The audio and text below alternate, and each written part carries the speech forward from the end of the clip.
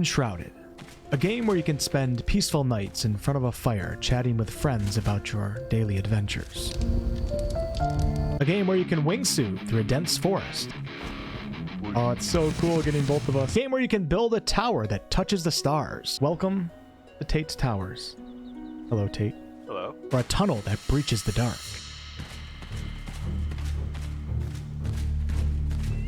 It's also a game where you can come up with some really stupid ideas, like digging a hole 10 football fields down into the desert sand. Can I dig with you? Yeah. That's hilarious. Uh-oh, we're gonna get stuck down here. Holy crap, we're so far down. We are so far down.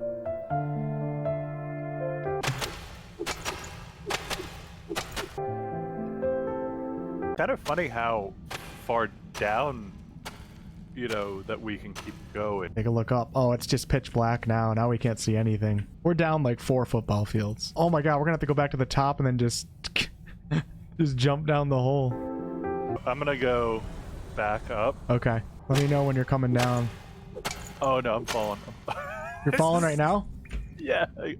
Oh my god, the torch!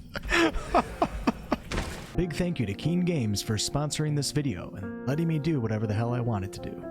We'll miss you, Tate.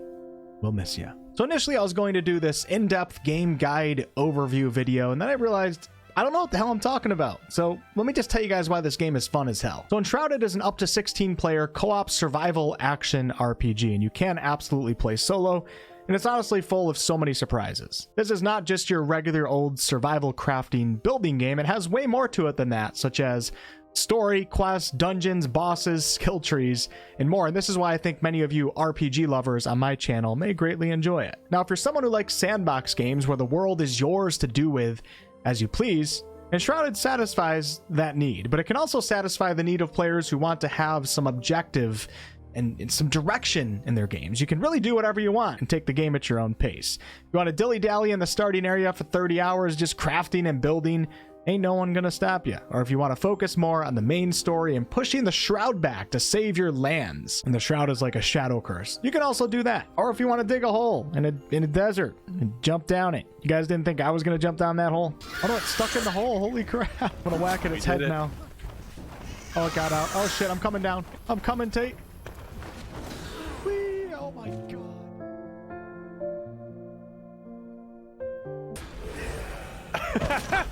Welcome down to the hole. So yeah, that was a lot of fun. So what are you guys waiting for? Go play with your own hole. Dig your own hole. Fuck. This is why I do video script. Look at my guy right now. Look at him. Looks like a peasant. Look at him now. I look like a total badass, and you know why?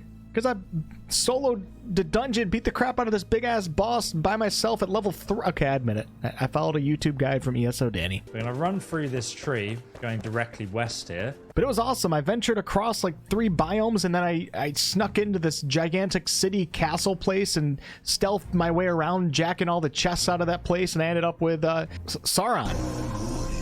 There's a ton of cool weapons and armor in this game to be found and crafted, and you can go explore these castle-like city places that have these chests all around. It's just rewarding. It's rewarding to go out and explore and take some risks. But it's not just visual progression. Take a look at the skill trees in this game. We have a ton of them to go down, and this is always awesome to see in any survival crafting or building game. I just love when we have this type of character progression. As you guys can see, you start in this little inner circle right here. We have sneak attack, merciless attack, a bunch of passives, and then you start branching out and start specializing in certain classes. We have survivor on the top left, beastmaster, ranger, assassin, trickster, wizard. You can be a healer in this game, battle mage, tank, warrior, barbarian, and even an athlete. And as you guys can see, I took the double jump right here. Highly recommend it. There's even a skill on this tree called uplift somewhere, which lets you like use some magic when you're on your wingsuit. You can glide, but then get a draft and take off in the sky like you see Tate doing right here.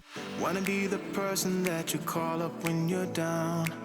Wanna be the first who knows all of you. And like I mentioned earlier, this game has objectives and quests. And if I pull up my journal here, you can see that I have 7 different active quests. And going over to the world map, I have to head to the east to find the hunter in the ancient vault. Now I want to take you guys on a tour here because building in this game has been my favorite aspect. This is Hands down, one of the best building systems I've ever experienced in a survival crafting building game before. And I think you guys are going to think this is pretty cool, even though I'm still a noob and I'm a beginner and I don't have all the cool schematics for all the really cool looking stuff. I think you're going to be pleasantly surprised and think this is pretty cool. Welcome to my little cabin. When we head through the front door here, I haven't crafted the door yet. We have a little table here to the left with 4 plates out that I placed. I placed all the chairs and everything individually. We have a little fire right here, and everybody can gather around and sing Misty Mountains Cold. And if you come over here, I have my bed and my bedstand and also a storage chest. There's more to this house than meets the eye. If we look over here at the western side of the house, there is a hole. I'm not going to show you guys exactly what that is just yet, but you'll find out soon enough. Before I take you into my secret lairs, I do just want to show you one element of the building that makes it so cool. And that is, if I pull out my construction hammer, let's just go ahead and place a wall right here. You guys can see some of the different designs. I'm going to place a plain old wood wall. We can actually enter into cube mode, a very small cube where we can actually edit out cubes from already placed structures. So you guys can see right here, I can take a cube out right there. I can take one out right here and take one out in the middle. I can add it back. I can even build a wall just with the cubes if I wanted to. And this allows for really nice customization, especially when you're trying to fit certain things in certain areas. It's just really cool. Let's get back to the tour. We're going to go ahead and say goodbye to the cabin for now. You can see that huge structure up there. This was kind of like my experimental area where I started building, but I got addicted and I just couldn't stop. But instead of showing you guys the fortress first, we're going to go check out whatever this hole is. See what might be down yonder. Everything that you guys are seeing was carved out by hand with my pickaxe.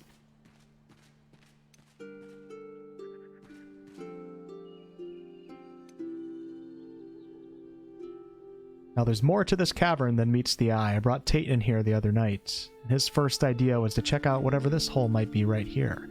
Go back to the wand. The wand looks really cool.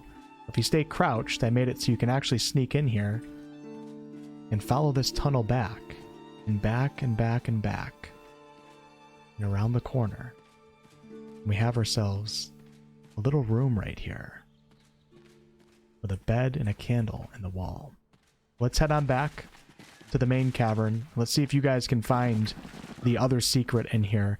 I'm going to stand in the middle. I'm going to let you guys look right now. What is that right there? What is that gap in the cave wall? Might as well check it out. The dangle on in here. We have 2 options here. This is actually a dead end. Let's go this way.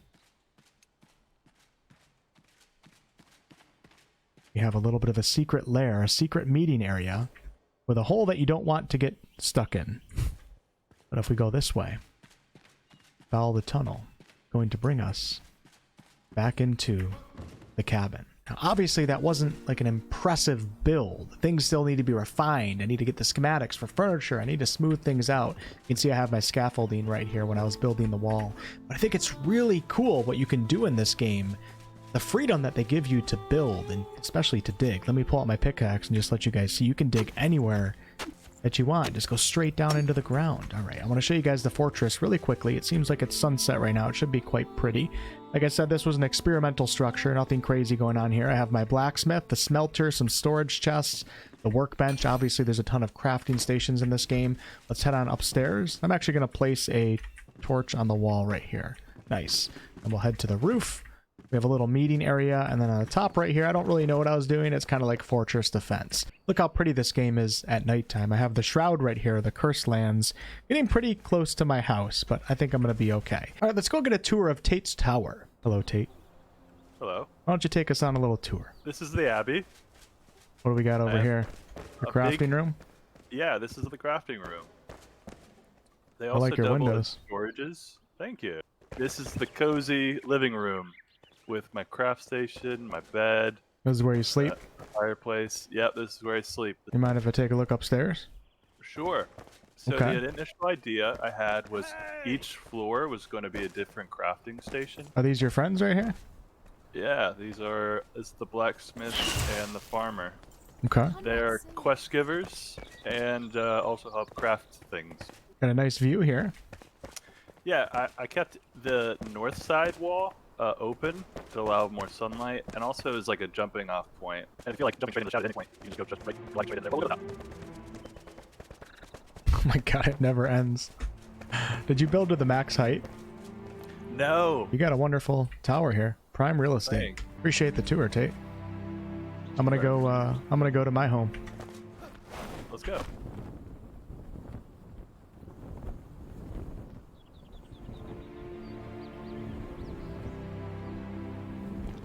So that big rock and boulder that we just glided to, there's a lot more to it than just that top little basic structure area. There's a lot more to it. I'm gonna let that gameplay clip play out. It's about 1.5 minutes long, but I'm gonna let the game speak for itself with the ambience and the sound effects. Thank you guys so much for watching, and also thank you to King Games for reaching out for the sponsorship.